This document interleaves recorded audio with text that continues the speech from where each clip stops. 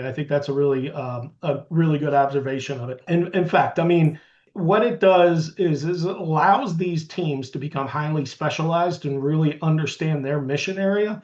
But because they're not working in silos, they operate together on these cases. I used the example earlier about the group analysis of that detection and response team.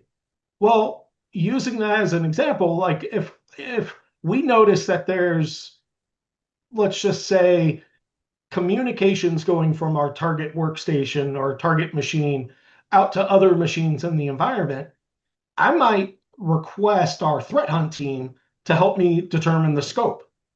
I don't have time as a incident responder to go investigating 20, 30, 50 machines.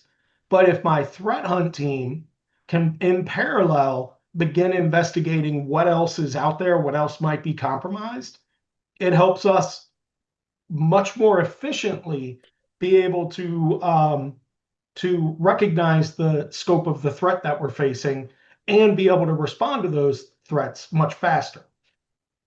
Yeah, because I hear that in so there are handoffs that are happening, but you move the handoffs to different types of work that are more resilient against sort of a handoff gap.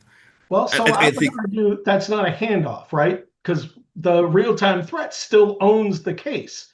They're still working their case. They manage the case. What they're doing is they're saying, hey, uh, hunt cell or detection engineering cell or malware cell, we're asking you to provide specific answers that help us better understand the investigation we're doing.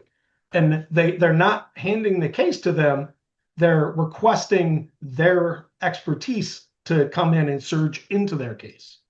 okay, I think that is a very fair clarification, which what but what that does then is that it doesn't interrupt the main line of the incident response flow because those tasks that take longer, take specialized experience, you don't have to stop and wait. You can hand those specific tasks to a team that's dedicated to that, and when they're done, they'll bring it back in, and then that augments and accelerates that main line of the incident response rather than stopping the whole process to be like, now let me go do a forensic examination of this box.